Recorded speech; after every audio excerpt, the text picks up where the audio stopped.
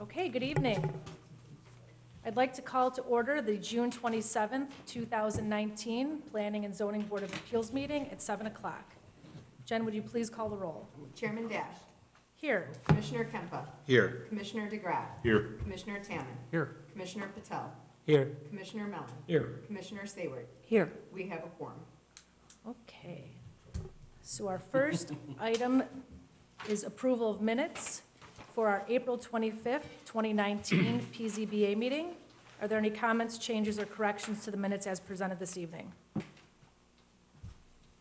Okay, if there aren't any changes, do I have a motion, please, to approve the April 25th, 2019 minutes as presented? So moved.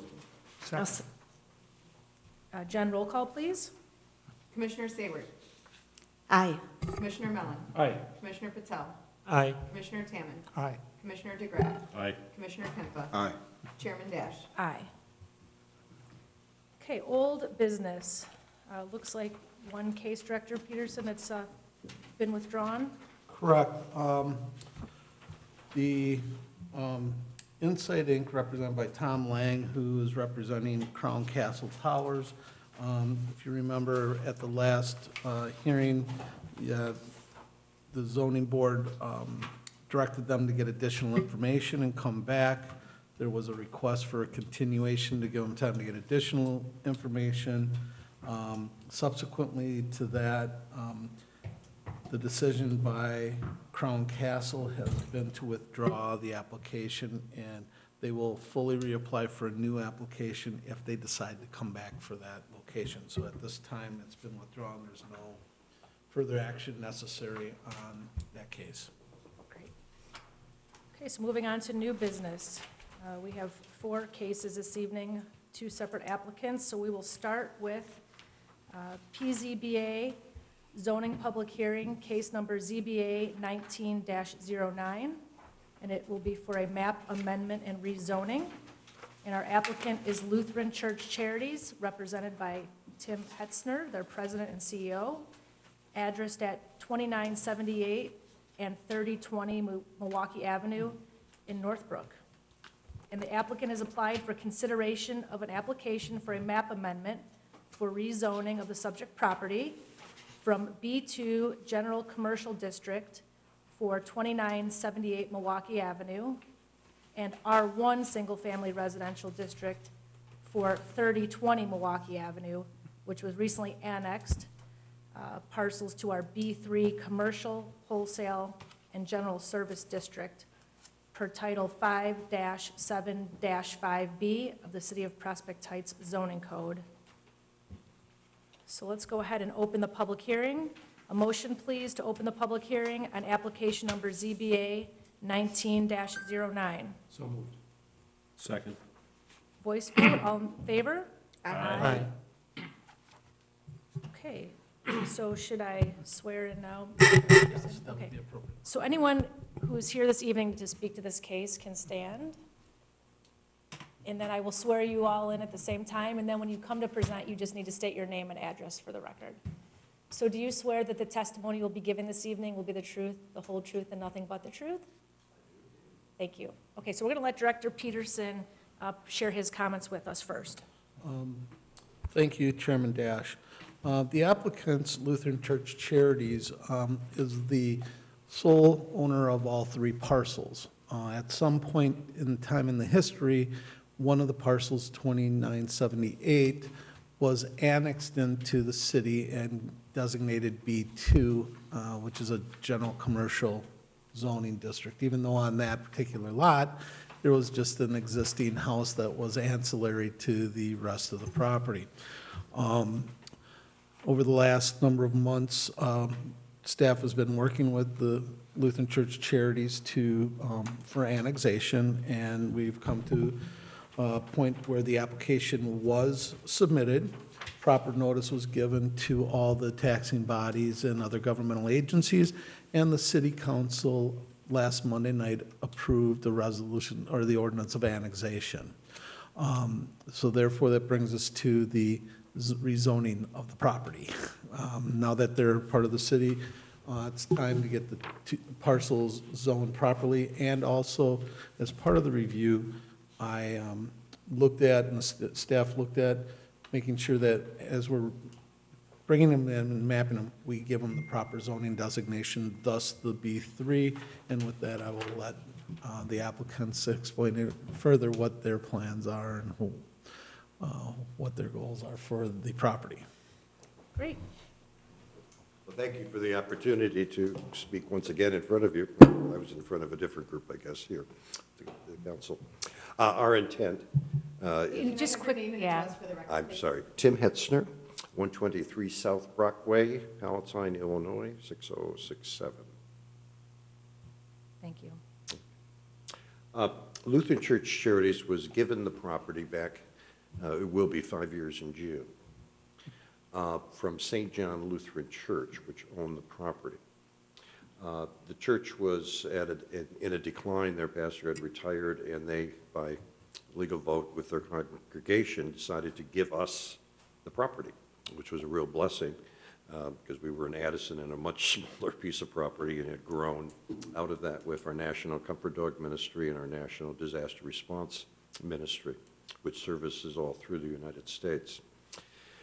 The church was not able to finance a pastor and was not able to financially upkeep the property that they had. And so the arrangement was that we would take title of the entire property and that we would maintain it, use it, and allow them to continue to use it as a congregation up until whatever time they chose to cease to be a congregation. They disbanded on Palm Sunday of this year as a congregation, and so are no longer a legal entity as a church of the Lutheran Church Missouri Synod. LCC has, since we moved in, have ownership of the entire property. Our intent on the property is to continue to grow with our National Comfort Dog Ministry and our Disaster Response Ministry. We want to be Prospect Heights because we like working with Prospect Heights. We serve first responders, so we have done work with your police department, your fire department, your city. We were recently involved with the fires that you had in the apartment buildings back about a year ago, and have financed many of the families' first month and security deposit rents to get into places, and continue to work with those families as they still go through that process. So we like working with Prospect Heights. We encourage all of our affiliates, which would be churches that have disaster response teams and comfort dog ministry teams, to have a good working relationship with their local government and their first responders. So we want to model that also ourselves. So that's the reason for trying to put it all together under Prospect Heights. Our plans in the future, we're a ministry that is not in debt and will never go into debt, but we don't have a lot of resources, but we would like to, at some point, build a pole barn on the property to house both our disaster response equipment, which is in various places, and also our continuous growth with our comfort dog ministry, where we train the dogs. So that's our intent for the property, and would love to be Prospect Heights for the whole thing. Great, thank you. The package we received from Director Peterson is pretty comprehensive, so this was a nice addition to the information we received. Thank you. So unless there's questions? Great, so right now I think we're going to ask if there's anyone here from the public that came to speak this evening.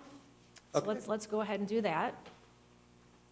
So is there any public testimony here this evening in regards to this case? Okay, so there is not. So I'm going to go ahead and ask the commissioners if they have any questions or comments. I think really just what I wanted to start with is, obviously you've spent some time working with staff to make sure that this was packaged properly and to really understand how this property should be annexed and zoned. And clearly there's no active church at this location any further, so it fits within the B3 zoning that has been presented this evening. And I guess I just want to thank you for your service to the community. I know that from talking with Director Peterson, you've been involved with Prospect Heights well before submitting this application. So I thank you for your service to our city. Commissioners, any other questions and comments?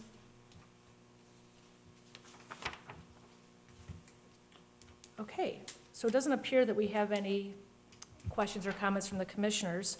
So I'm going to go ahead and actually, we're doing the public hearing in conjunction with the Plan Commission item. So I guess we should ask, I should probably read what the application is in regards to the final plat. Yeah, and it would be appropriate at this time, we can incorporate the Plan Commission in the discussion. We'll just have to clearly delineate the votes at the appropriate time. Okay. So I should keep the hearing open then? We can close. Okay, because that doesn't require, okay. So let's go ahead and close the public hearing. A motion, please, to close it on application number ZBA 19-09. So moved. Second. All in favor? Aye. So the other application as part of new business would be seeking final plat of subdivision for the Lutheran Church Charities Prospect Heights consolidation, which was included in our packets this evening.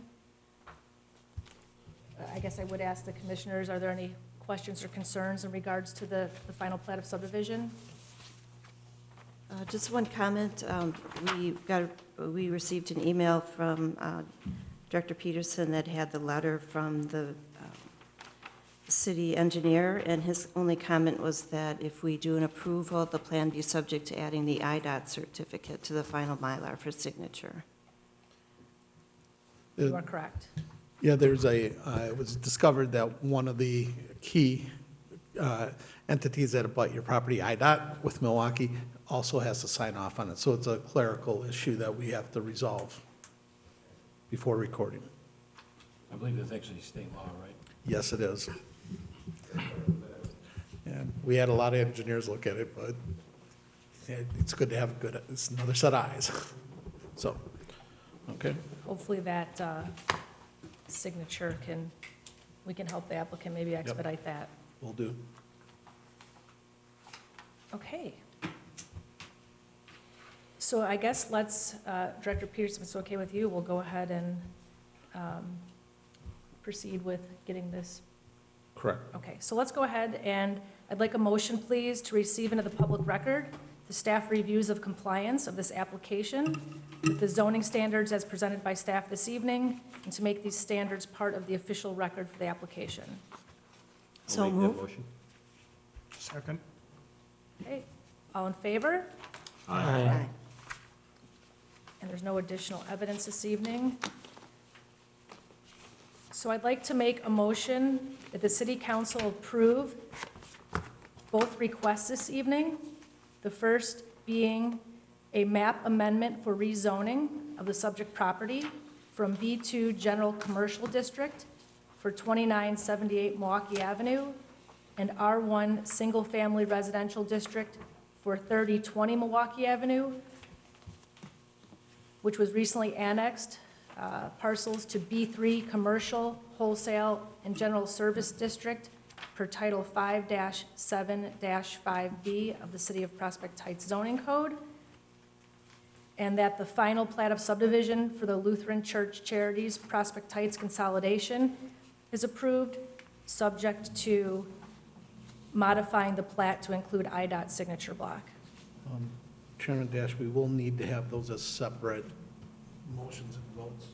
Okay, so then Let's do the first one. not to repeat myself, let's first start with the motion to approve the map amendment for rezoning.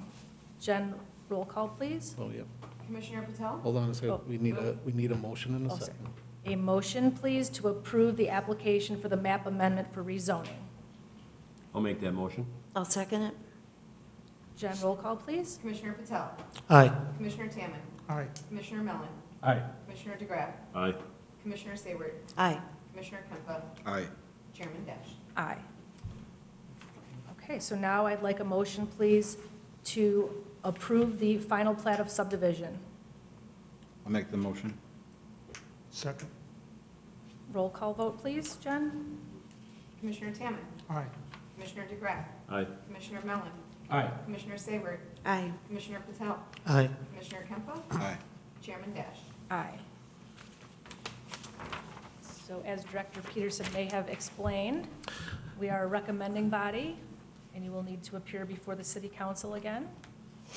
The next date, due to the 4th of July holiday, can't get the ordinance turned around quick enough. It will be on Monday, that would be July 22nd at 6:30 PM here, and we'll get this up in front of city council, and we'll get you guys going. And then, in the meantime, I'll have our engineer talk to your engineer and get that straightened out. Thank you very much. Thank you for coming this evening.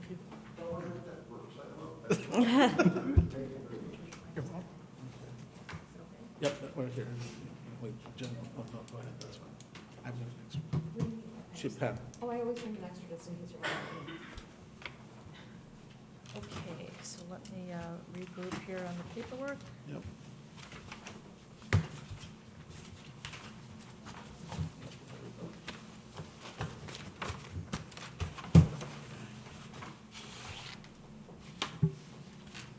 Okay, so our next case of new business is PZBA zoning public hearing for case number ZBA 19-11. And our applicant is Robert Kirk, 33 East Palatine Road in Prospect Heights. And the applicant this evening is seeking a text amendment to add tractor-trailer servicing and repair and tractor-trailer rental and leasing as permitted special uses to Section 5-7-6C of the city's zoning code. And even though there is another new business case for this applicant, we're going to hear them separately. That's the plan. So at first, we're going to talk about the text amendment, and then secondly, we will go to, we'll discuss the special use that's being requested. So I'd like a motion, please, to open the public hearing on application number ZBA 19-11. Also move. Second. All in favor? Aye. Okay, so if you're here this evening to speak to this case, I'll go ahead and swear everyone in all at the same time. And then when you come up, you'll just state your name and address for the record. So do you swear that the testimony you'll be giving tonight is the truth, the whole truth, and nothing but the truth? I do. Thank you. Okay, Director Peterson? Thank you, Chairman Dash. Before us this evening is Sterry Trucking. They were here earlier in the year for a special use to allow private truck parking on the subject property. During the discussions with the city council following that recommendation, there was some issues that arose. The applicant, Mr. Kirk, on behalf of Sterry Trucking, withdrew their application at that time, and at direction was asked to come back with a more comprehensive application to address some of the items that came up. So in discussions with the applicant and in a report, the applicant is seeking for uses to make the lot in the B4, where the truck parking was, a little more conducive and consistent to the activities that are really going on the site, and in conjunction with what they have permission to do in their building in the B3 zoning. Staff is recommending that we don't rezone the property to B3 to make it a permitted use across the borders, but instead keep it as a B4 zone district and add certain text amendments that would allow the city to establish a set of criteria and conditions that would allow us to manage and work with the property owners to make sure that they're following everything that they are supposed to do within the district. Today, Mr. Kirk submitted a revised parking plan that showed some changes based upon discussions that we had on relocating some of the uses that were there.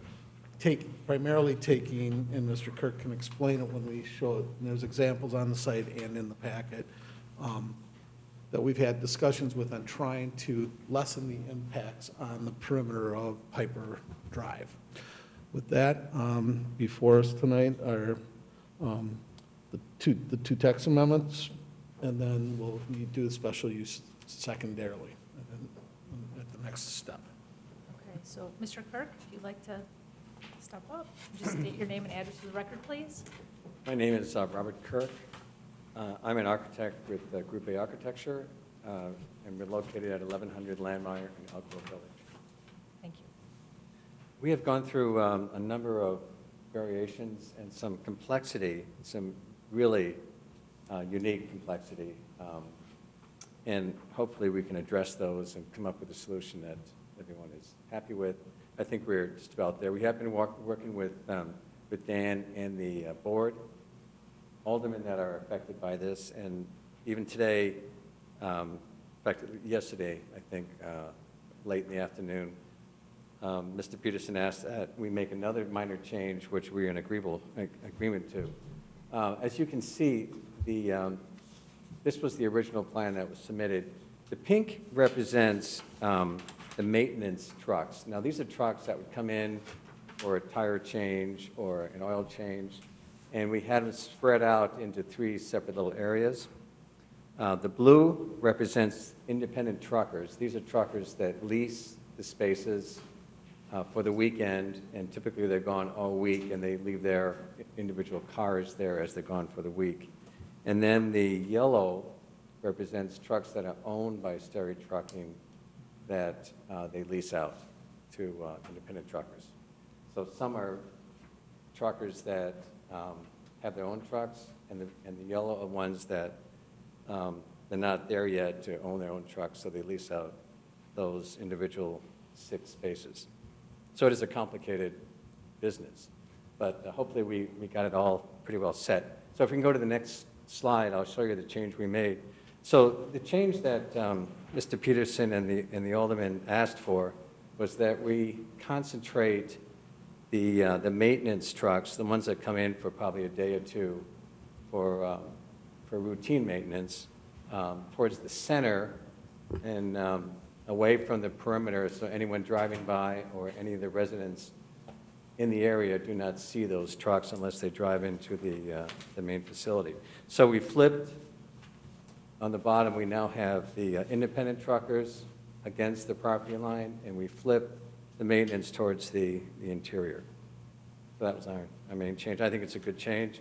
We still have the same numbers. We have 39 independent trucks. We have 23 maintenance spaces. And the maintenance spaces aren't typically filled. They're usually about half full, but it varies according to activity, during the day or over the weekend. And then we have 6 of the leasable, both stayed in the same area. So that was the change that we had. So Dan, unless I'm incorrect, the first part of this is to see if, I guess we should take public comment.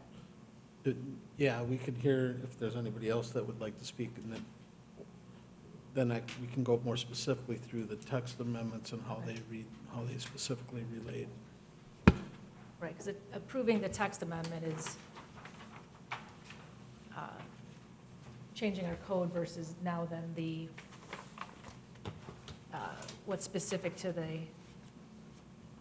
the request for the special uses. Just for a little history, in the B4 district, the independent leased trucking spaces, private parking lot is the only listed possible permitted special use. So without the text amendment of allowing the maintenance parking and the leased trailer parking area, which is what Sterry was doing when they bought the property and how they've been operating since the beginning when they took over the site next door on the B3 lot. Because of their space requirements, they needed more space, leased the vacant lot from Chicago Executive Airport and put it in. So what the proposed text amendments do will align what's actually taking place on the lot with what their actual services and uses are doing in the space. And then at the end of the day, it will also allow us some conditions that we can use to enforce to ensure that they operate in compliance with the code. So, But not just them, anyone else who ultimately would be subject to our city's zoning code correct, through the text amendment. correct. Okay. So I guess, should we go ahead then and ask for public testimony? Yes. Okay, let's do that.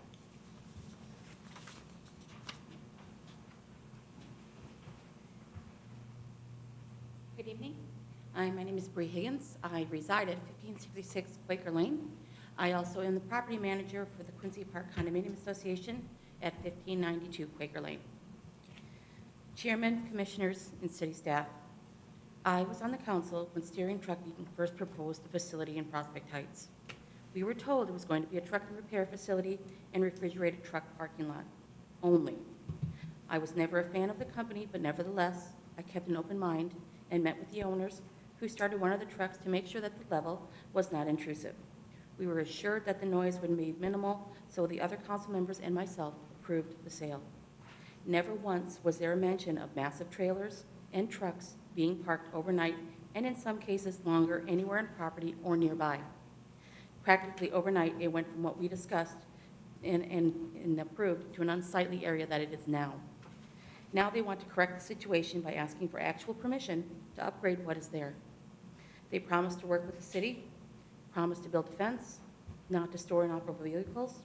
We are assured that the area will be patrolled by the Prospect Heights Police Department and the city, and that violations will be dealt with quickly. I have a couple of questions. Has anyone asked for a copy of violations that have been written in the past? How quickly were they corrected? Are they violating the same ordinances again and again? Have they shown goodwill and intention by cleaning up the area currently or removing inoperable trucks and or trailers? These are questions that should be answered before granting approval. It is hard to believe a company that has lied and misled us before. They have fabricated and did not express their initial intentions before. Why should we believe them now? Thank you.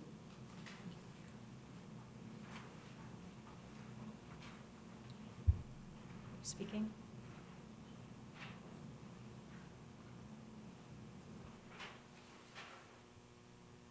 Good evening, members of the board. My name is Matthew Dolick. I live at 1405 Quaker Lane, which is in Quincy Park, directly south of this operation. First of all, many of my concerns have been addressed this evening, so I won't repeat all of those. One concern has been addressed, for instance, moving the maintenance from the south fence line to a more central location, which would help. A couple of concerns that I did have, though, is the length of time that vehicles down for maintenance are allowed to operate under maintenance in this facility. I noticed in this that they are allowed to be there for up to 30 days. Is that correct? Yes, and it's in your packet, the application for special uses by Mr. Kurt, which is the next case. The applicant does voluntarily list a number of conditions, one of which is to limit the length of time a vehicle is in for repair. For example, if you go to a auto repair store, sometimes you have to leave your vehicle for up to a week for parts or body, that type of stuff. They have the same thing going on with their refrigerated reefer repair and their trucks. The applicants have asked for those vehicles that are in for service not to exceed 30 calendar days, which for some of the larger vehicles is appropriate for parts and materials. Staff agrees with that request because for two reasons. One, it will help their business, but two, it is a very concrete, enforceable time frame. We can, if we suspect or identify a vehicle that's in a spot, maintenance spot, or they're too long, we have the right by our agreement to ask to see service records. And if it's there more than the 30 days, they will be cited for that. You know, that's why putting these types of conditions are enforceable. And also too, in talking with staff attorney, should violations of these conditions, when we get to that approval part, adopting these conditions, if there's a pattern of continual violations, then we can go and revoke their special use permit. And then they're done. One of the reasons why they're here is because when they bought it, Steery did not seek approval of zoning originally, and that was based on a number of circumstances that predated my coming here. And so we're, as we explained previously, we're trying to establish a set of enforceable restrictions and conditions that will help us and help them be good neighbors, good business partners, and enforce our codes. Okay, So, thank you. Because that is one of my concerns. Currently, I see many inoperable vehicles there for much longer than the 30 days. So I would like to see that restrained as much as possible and monitored as much as possible.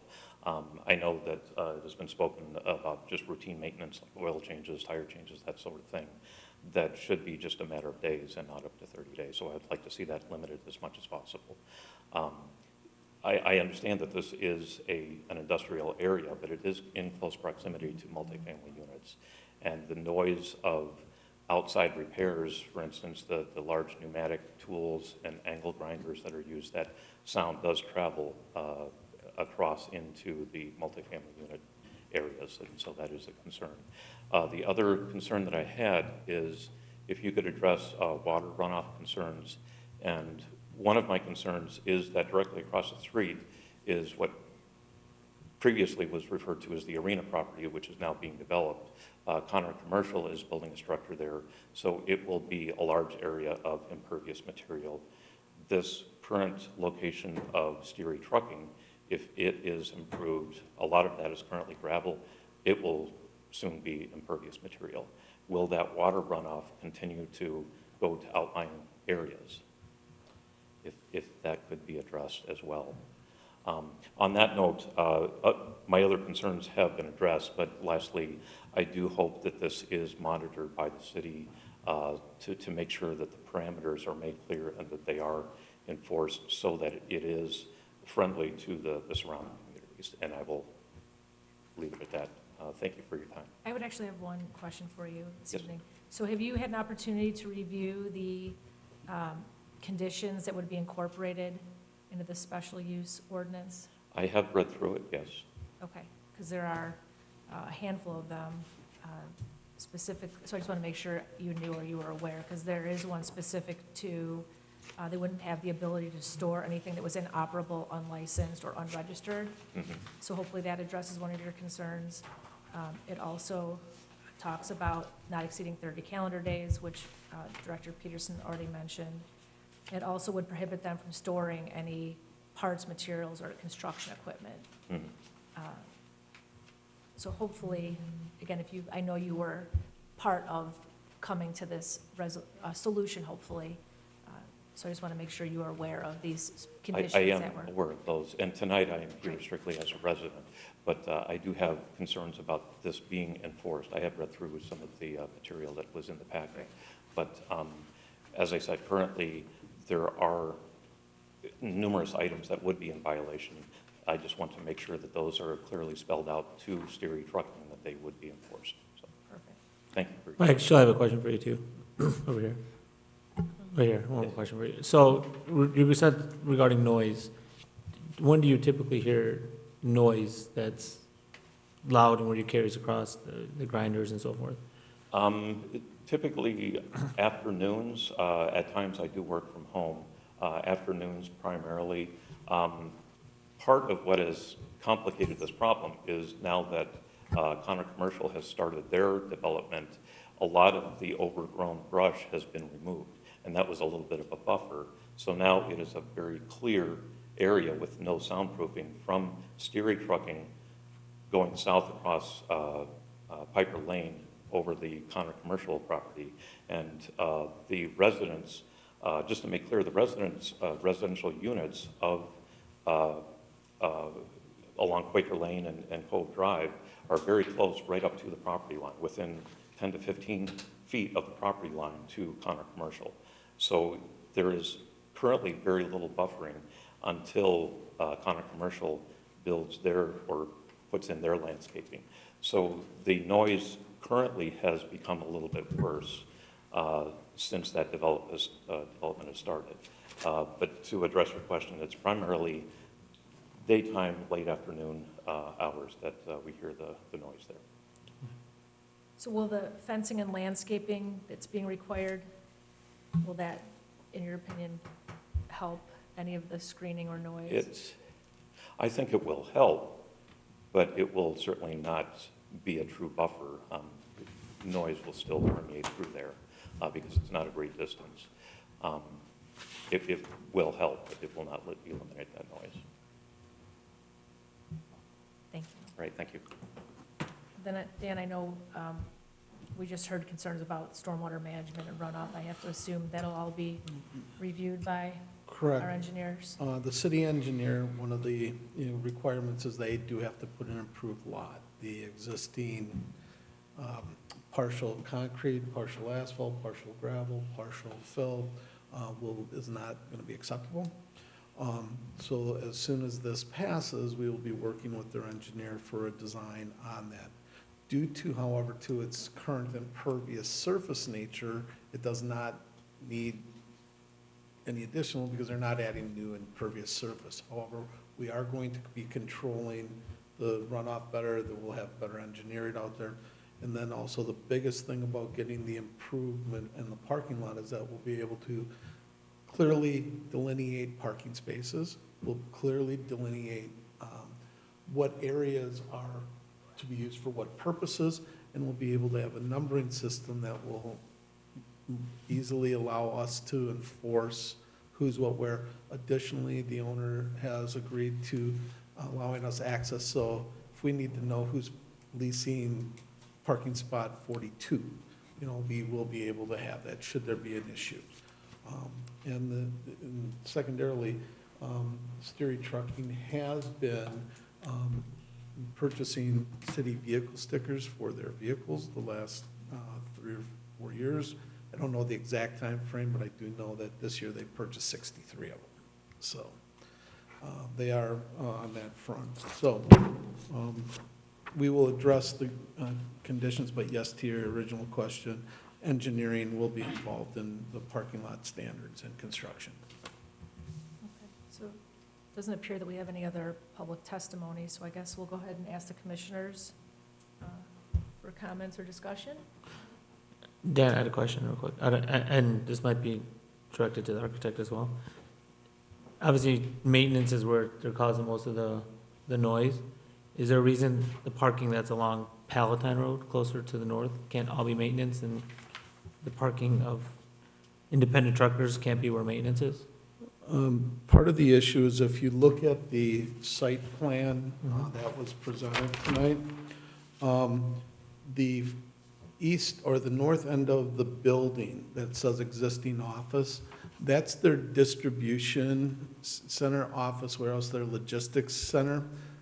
The back half that says the truck repair, that's the access where the service and maintenance takes place. So it's trying to make sure that their maintenance people are not if they have to work on a top-mounted refrigeration unit, they're not in the line of truck traffic coming in and out. So they what we're trying to do here is consolidate that maintenance parking with this revised change closer to the area where the actual employees are, and then using the other trucks, the leased parking spaces, is kind of a buffer as well. Yeah. So from Plan A to Plan B, we did move the maintenance further north. Correct. It just, going further north doesn't make sense logistically based on where the existing building setup is. Mm-hmm. Okay. I do have another question. I noticed you said you guys do oil changes. What happens when what happens to the oil? How do you guys dispose of the oil? There's no maintenance in the parking lot itself, and any oil any changing of the oil happens inside the facility, and it's self-contained into trickle basins and Okay. it's controlled. So all maintenance, anything that's related to oil is done within the facility? Correct. There's no maintenance at all in the parking lot. Rob, just before you state that, they do service the mounted refrigeration units on the trailers because they don't have space, they can't physically get the trailers in the building. So there is occasional outside service, so, be careful what you testify here too, so we don't Okay. get that. But that's not their primary maintenance and service, even though they are a refrigerated trucking company, and they do have quality truck repair. But to your question, their repairs are inside the garage. Okay. Yeah, I mean, if refrigeration is done outside, is that economically an issue? Not but to the environment, I'm sorry. But oil being in the parking lot was my concern, okay. What are the hours of maintenance? They start their operation at 7:30, and typically they go into about 5:30, latest 6 o'clock. No weekends? They do some work on the weekends, they do no maintenance on the weekends. They do have some presence on the weekends, but not on Sunday. Director Peterson, is that in the code? Is hour of operations in the code? No, there is no code requirements that limit the hours of operation. It's just their practices have been a Monday through Saturday operation. And typically, it's mid-afternoon from my observations, as they're pretty much done on Saturday. I have a question for Director Peterson. The text amendments that we're looking at for tractor-trailer servicing and repair, and then tractor-trailer rental and leasing, there's no conditions attached to the text amendments, correctly? The conditions are going to be attached specifically to this site for their special use permit. That is correct. By making these text amendments for any other B4 lot, if we should ever have one, they would have to come forward as a special use, and then we could add site-specific conditions at that time.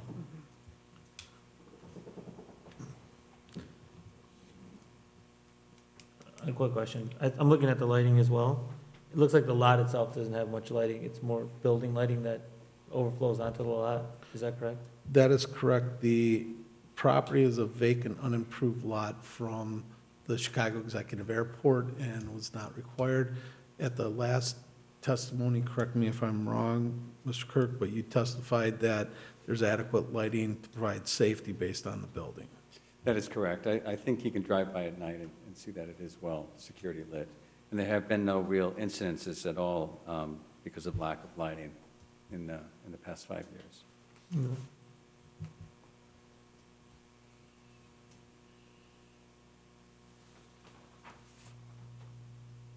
So any other comments or discussion from the commissioners? Has there been any violations they've had in the last one?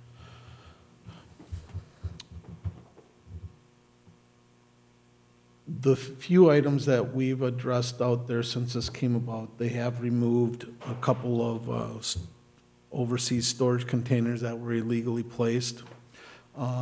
They've removed that. They have, when they've been, for example, last year, there was a construction company that had a crane. They had dropped off an earth mover, which was not a semi-truck. They got that out of there within a week after the notice. So when we've, in the past, informed them of violations, they've taken care of it. However, in terms of the maintenance, the storage of the inoperable abandoned vehicles, there were no guidelines or rules or conditions set up with us for us to enforce on that level. We've addressed them about cutting their weeds along the property line. We've gone through and done our inspections for the business license for the repair center and the trucking company. They've addressed those issues if there's been any discrepancies at that time. The one thing about getting this, that from a staff perspective, and I've consulted with both our code enforcement officer and our PD, the way this is written and the way we're structuring it isn't going to take a ton of staff time to very effectively manage the property. Where prior to this, we had no tools. We really were in limbo because of the way that the original sale of the property and then the kind of the, how can I say, the use of the rental property prior to zoning was allowed to happen. And so therefore, now we're trying to I put some agree. structure. I think one word you used, which is good, it gives you tools to work with.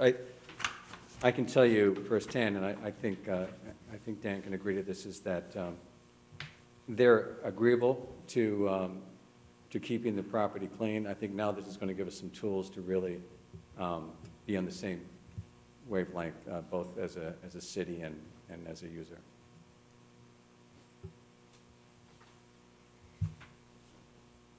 Other comments or discussion from the commissioners? Is there going to be some kind of an agreement as to who's going to maintain the landscaping? Because it looks like the applicant is going to be required to put it in, but especially on the south end, it's actually on, it's outside their property line. Rob, we're talking about the, Right, I understand, both the south and the north. and you can explain what this airport has. Yeah, this falls more into the special use, but I know. Just tonight go we're ahead. I know. Go ahead. Well, so what we want to do, and the owners are agreeable to this, and it's a design that I came up with, is both on the north and the south, we want to clean that up. Even though that's on frontage road, you do see it as you drive by on Valentine. So we want to clean that up with both a solid cedar fence, 6 foot high, both south and north. And then on the outside of the property, even though it straddles the property line, there will be a maintenance agreement with the landscape company. And again, this falls into, the city's view of the maintenance. But there will be a maintenance agreement to make sure that that sod and the trees are maintained.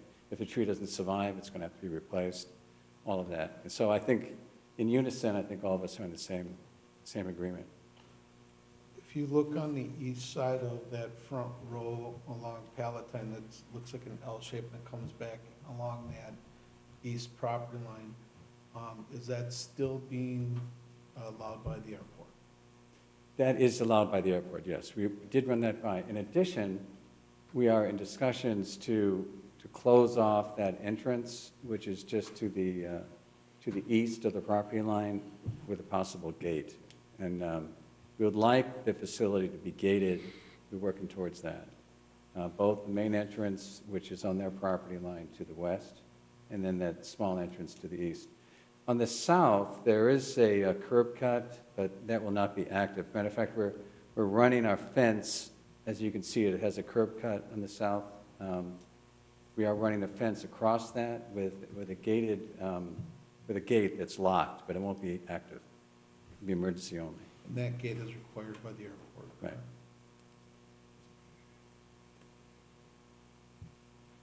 Did I answer your question? Mhm.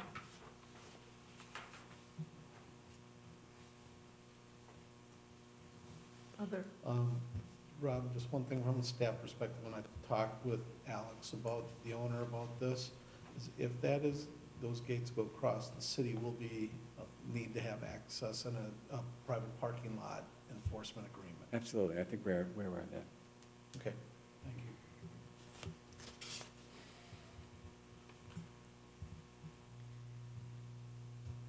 any other comments or discussion? Are we talking about both cases at the same time? So, right, you can go ahead, We can, if you'd like, it just kind of makes sense to blend them together. However, the thought wasn't with the attorney is that we could approve the text amendments and then get into the actual uses once those text amendments are approved. So if we want, I think we should keep it separated, even though it feels like a natural progression to talk about it together. But so if there's any other commissioner questions or comments specific to the text amendment, we can continue that discussion, but it doesn't sound like there are. So let's go ahead, moving forward with the matter of the text amendment. I'd like a motion, please, to close the public hearing on application number ZBA 19-11. So moved. second. All those in favor? Aye. So the conditions, as you mentioned, Commissioner Sabert, would be included in the special use. So I believe that our, I was just gonna say, if it's the will of the commission, we should vote on the text amendments, right, and then we can open up the special use. correct. So, but I just wanted to clarify that when we read the motion to recommend the text amendment, it won't contain the conditions for Correct. special use. Correct. Right.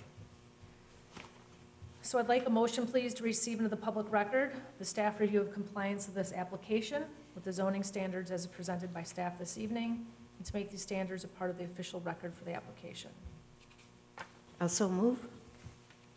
Second? All those in favor? Aye. I would need a motion, please, to receive into the public record the revised exhibit for the truck parking facility as exhibit, Number, hold on, where's that? or this, actually, this was part of the other, the special use, so we'll Right. approve that with the other one. Okay. It wasn't part of our, Correct. right, so we'll table that. So I do not need a motion to include additional evidence this evening. Okay, so I would like a motion, please, to recommend that the city council approve a text amendment to add tractor-trailer servicing and repair and tractor-trailer rental and leasing as permitted special uses to section 5-7-6C of the city zoning code.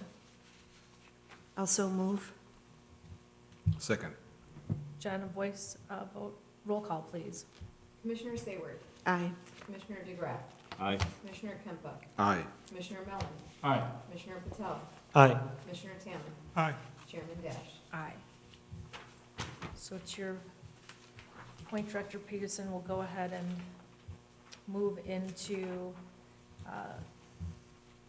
public hearing case number ZBA 19-12, which is the same applicant, Robert W. Kirk, at 33 East Palatine Road in Prospect Heights.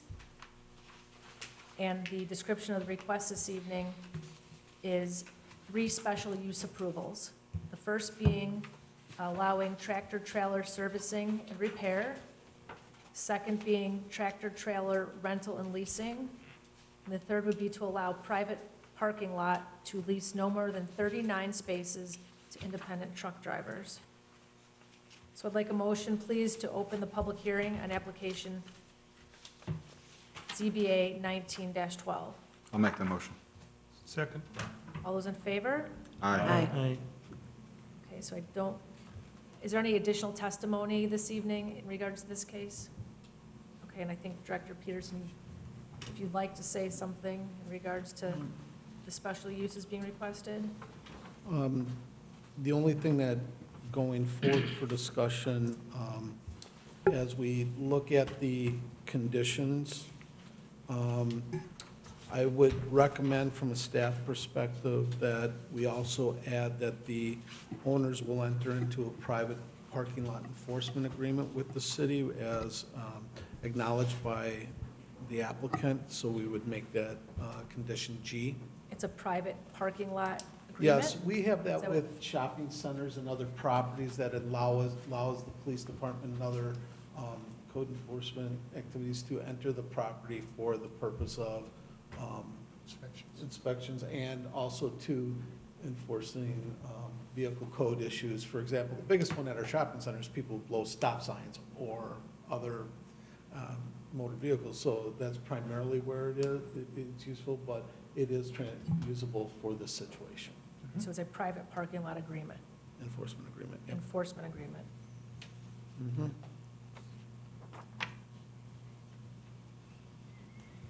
Okay.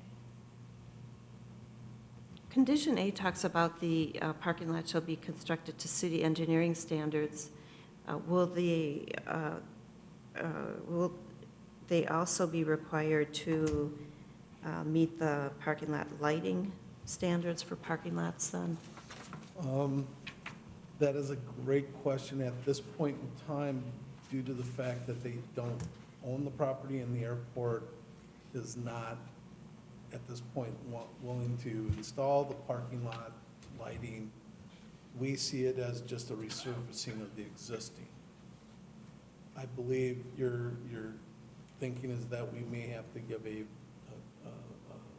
approval of waiving that requirement. Is that what I'm seeing? Well, if you're getting a special use permit, I'm not sure why they would be exempt from that requirement. I don't think we have a problem with that. And But the, adding parking lot lighting? well, we have parking lighting now, and as long as we can meet the minimum standard, I think we could agree to that. One of the things for parking lot lighting under the code, it says at the discretion of the building director, if there's a public safety situation that arises that would dictate lighting. We went through that deal with the limo company at, on Rand at the bike shop. To date, I have not been informed by the police department of any situations that have warranted additional lighting. To the best of my knowledge, there's very little police activity or crime activity at the site.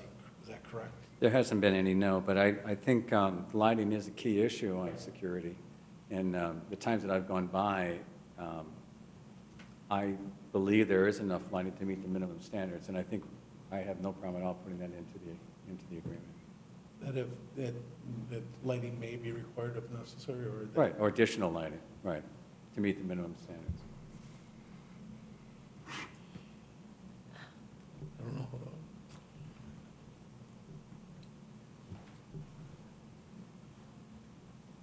I guess the only reason I'm hesitating is because I agree that for safe, because there may be a concern. I know that we've had cases in front of us before with parking lot lighting, that they can be a nuisance to adjacent neighbors. So I guess, I think what we're discussing tonight is that it would be for safety reasons, whereas I don't want to create a situation down the road where now they've installed. If I remember correctly, when we discussed in January, February, the parking lot lighting, the issue was that there was lighting on the buildings that would suffice. And then secondly, our limits on parking lot lighting are actually shorter than the semi-trucks. Because we have a 12-foot high parking lot lighting limitation, and the trucks are typically 13.6. Except if we keep the existing lighting, it's on a different property, but it's the same use. And there are standards, and I'm not sure if Prospect Heights has this, at the property line, it cannot be more than, I think, 3-foot candles or something like, or 1 foot. Maximum 3 foot on the site, 0 at the lot. 0, okay. And we will adhere to that. Okay, so in theory, that if the city and the applicant work to incorporate lighting, it would be per code, which we feel would provide protections to adjacent neighbors in regards to light filtering from the site. Correct. Okay. My suggestion is, I kind of go with Danielle on one thing. I'm seeing just to build the 2 building lights right now on the building. Based on my experience of photometrics, I don't see how you potentially can put yourself in a trick bag where you're gonna add lighting because you don't hit the standards, but that might be a nuisance to the residents. So I think we put a caveat that unless there's a safety issue that the city deems necessary for lighting, then make it required, because getting the full candles and adding the light might be an issue with the residents down the road. And if it's not, if we have not had any safety concerns right now, it might open up a bag that we don't need to open up. Because you might be really bright at the building, and as you get closer to the lot line, you might not hit the full candles you need, just because it's only 2 lights in the building. Yeah, I understand what you're saying. It's very difficult to have 3-foot candles and then 1 foot later have 0. So there's a little bit of a, Yeah. right? Yeah. But we are going to have a fence around the perimeter, so that might help us quite a bit, and a buffer that we don't have now. Well, to your point, Director Pearson, the code, as it's written, allows staff to work with applicants to provide lighting that's appropriate or acceptable. If there is deemed to be a safety issue, and I will between now and and at any point in time, if we see that we're having a rash of issues with vandalism or theft or other issues on site, that may warrant this immediate point, because then I always have under the provisions of the code to direct lighting for safety purposes. Right. And we would hope our applicant will want lighting for safety purposes too, It's a big issue. for their, right, so. And then at that time, we would work on a design, Correct. photometrics, lighting, spillage, glare, the whole ball of wax. Okay.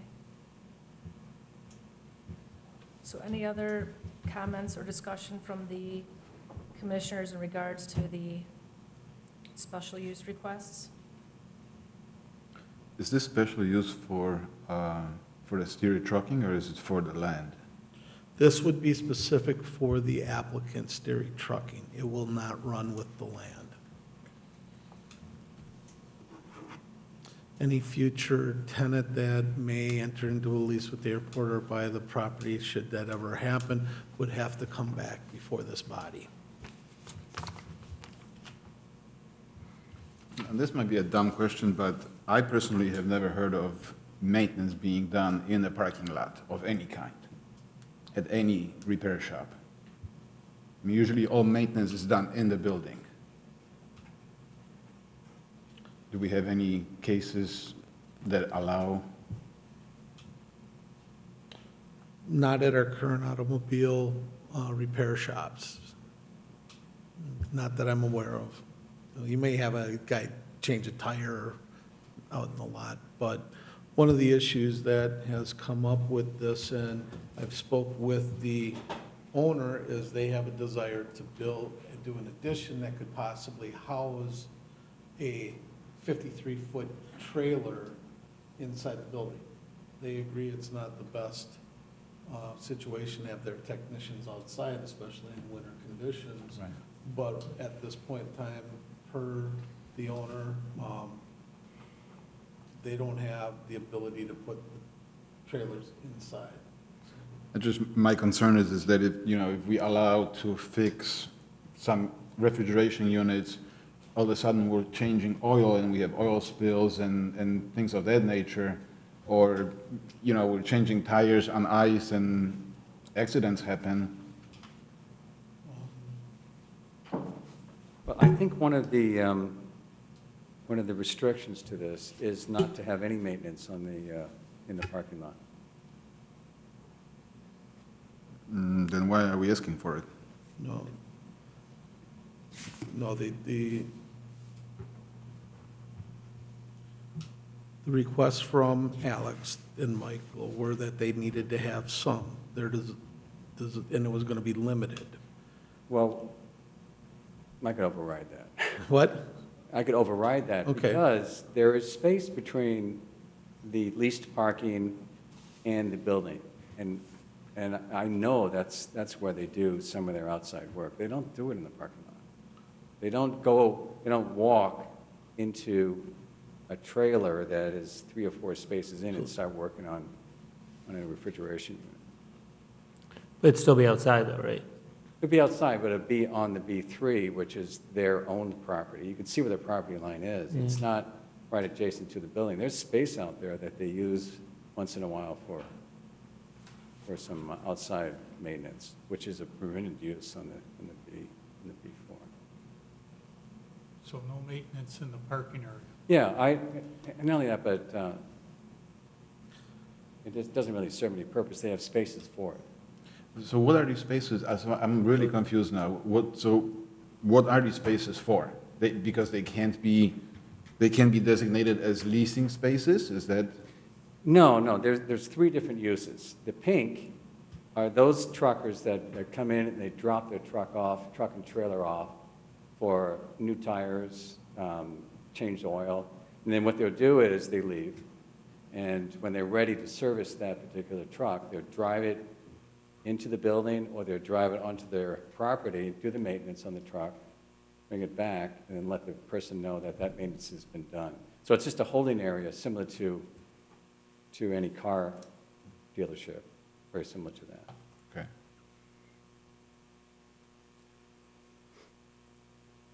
That I'm would just not be- sure why we have to designate it as a special case. If we just have a time limit that we can't have, a truck for longer than 30 days parked in a spot.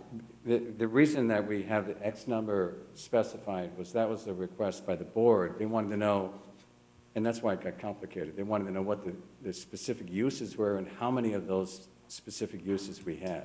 How many independent truckers, how many trucks were being leased out, which is the 6 in the yellow, and how many trucks are being dropped off for a maximum of 30-day period.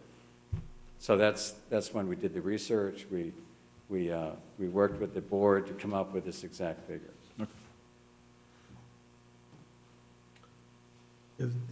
Rob, you need to be very clear then with your ownership on the proper labeling of this parking lot, because if you state here tonight and it goes forward that there will be no maintenance, refrigeration, repair anywhere outside of their property. That is correct. And it is in that parking lot, which is one of the reasons this application was written the way it was, they will be in violation if we see it and we are out there.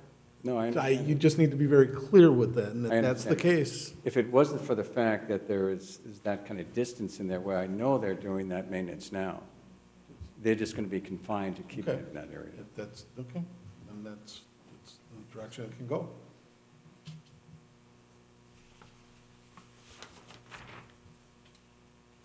So commissioners, any other discussion? Okay, then let's. Yeah, public hearing is still. Come on yeah, up. still. Come on up, Rick. No problem. In regards to the maintenance on the parking lot, is there somewhere it can be written that the independents who are leasing these spots do no repairs when the owners aren't there? It's blanket across the board. If we see them, it goes back to the owner of the property. Right, because we were thinking more along the lines of on Saturday afternoons when everybody's gone from maintenance, and on a whole day Sunday, the independent truckers come in and do their own repairs on their own trucks. I can see someone coming in, adding windshield fluid, checking fluids, checking their air tanks, but without having access to the tools and stuff. And in my 4 years, I've not seen anyone doing it. Yes, I've seen truckers out there prepared to leave on a trip, do their safety inspections, check their fluids, but I've never seen any work out there. But if we did observe it, and we did catch one, it would fall back to the owner's steering, not the lease. But we'd know which Which one? truck was in violation, so then he would have an issue with that leasee. Thank you. So Dan, if I understand this correctly, then the request this evening is eliminating their first special use request, because they were first asking to allow tractor trailer servicing and repair. I think that we would need to still have it because they're parking trucks in that lot that are in for service and repair. So maybe we should call it a maintenance holding area or holding spot. So allow trailer traffic or tractor trailer parking For maintenance. in lieu of servicing and repair. It is designated as a temporary parking in the diagram. The pink spaces are labeled temporary parking for maintenance. You know, we will have, we need to be very clear, because I think the permitted special use for the B3, we tried to use the same use language, so we had consistency with the special use in B4. Right, because So we if we're just gonna amended, change the language, we have to be very clear what it is, so the applicant knows exactly what they're allowed to do then. right, because we just amended our ordinance to allow tractor trailer servicing. So in the event they started doing tractor trailer servicing, they would have to come back to us to add that as a special use. Because at this point, it sounds like you're withdrawing that request. But they are doing servicing, they're doing it in the building, though. But that's not on the That's on a piece that different we're, property. the applicant, the application is for the address is for the airport's property. So Mr. Kirk is saying that they feel that they have enough room on their property, between the property line and the building, to do Maintenance repairs. servicing and repair. I think it clears it up. It clears up really what the purpose is, and the owner's purpose is to use this for these uses. It was not their purpose to change tires or to, So it really was. temporary parking, that's how it's labeled, temporary parking for maintenance. Correct. And that's what really the purpose of leasing this property is not to do maintenance on the building. I mean, So then, Director Pearson, I think again, I'm not complicating this, but again, I think it's clear that they're asking now to remove this, so if they want, if at some point we see that they're doing servicing and repair, they'll have to come back for a special use. Because, you have to know where the property line is, right? Well, at this point in time,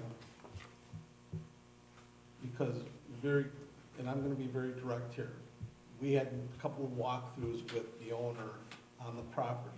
And it was very clear that they had requested this for the parking of the service vehicles, and occasionally they would need to do some things in those parking spaces, maybe add a brake line to get them in the deal, or add fluids, and also too, where they were doing some of the refrigeration repair and storage, those trucks that were in repair were on the parking lot.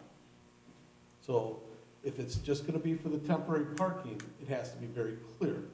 And this was written in conjunction with what we already have in the code in the B3, which is what they were allowed to be doing, and to be able to give them that right. So if you're speaking on behalf of Mr. Davidovich and Alex about this, then that's what they're gonna have to live with, Rob. Okay, but I guess my question is, would it be only in the pink areas? Yes. Okay. so that would be, And because if you walk out there, Rob, and I want you to take a walk out. Do we I've want to many continue, times. do you want to continue this for a month? No, I've done this Because many times. it's gonna limit exactly what they're doing out there. And I'm just asking the question, just to make sure that when this goes down, we don't have the owners coming to the city council next month, and then the story changes, because you know what'll happen, it'll get thrown right out of here. Okay, so let's be very clear. So the definition of maintenance, I guess my definition is like a major thing. But if they're going just to take off the box of the refrigeration unit to see what has to be done, or if they're just to tighten a belt, is that considered maintenance? Yes, yes, that's service. And then that's let's- service and Then let's keep repair. that in, but only in the pink area. right? Correct, that's what we're getting, and Okay. that's why we asked for delineation of space, because that's their stereo trucking and quality truck and refrigeration repair. That's a primary aspect of their business. But the question that was brought up by the public, where an independent trucker wants to do that, No, okay, no, then I'm going to agree. no, Absolutely. the independent trucker shouldn't be doing any maintenance, they're just leasing a parking space. But if they wanted to, it's not allowed. It's like if, Bree, I'm gonna put you on the spot, Bree, if one of the tenants at Quincy Park decided to get into a car repair business, how long would that last? 24 hours. So, same principle applies here. My office and their house. Okay. But an that's- independent trucker, in theory, could relocate their tractor trailer into one of the pink spots to perform maintenance. We shouldn't be performing maintenance, but it's. Well, I'm just saying, whether it's windshield wiper blades or truck lettering or, Correct. If he's in They those- could, yes. Right, if you he's in that could. area, we're not gonna sit there and do that, but as long as those areas are delineated, which is part of the signage and part of the striping and part of the numbering, fine. Yeah. okay. So did we add a condition, the maintenance, there's no maintenance, we're striking that?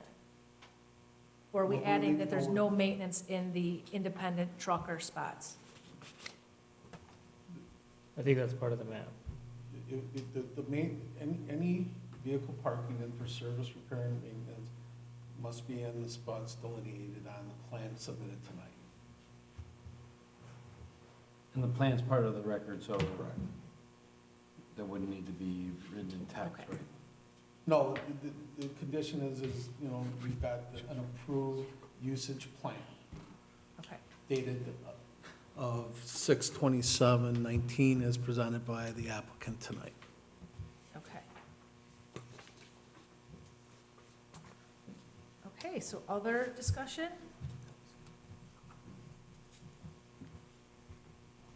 Okay, so let's, I'd like a motion, please, to close the public hearing on application number ZBA 19-12.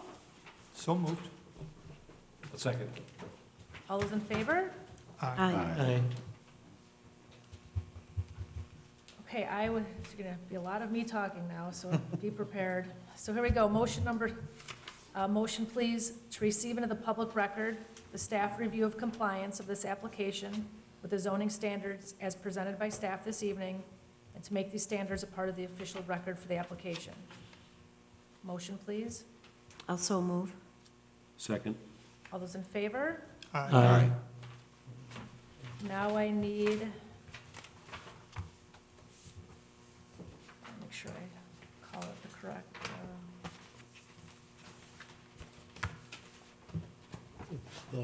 as we have it later. Facility plan, correct? Okay. I'd like a motion, please, to receive into the public record the revised Steery Trucking Facility Plan presented this evening,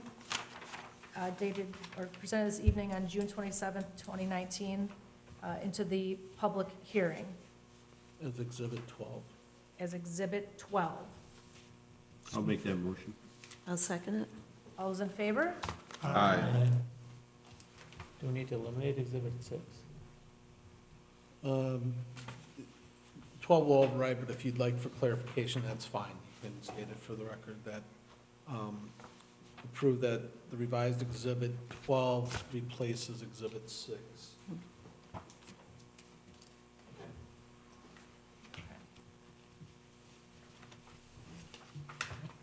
Okay.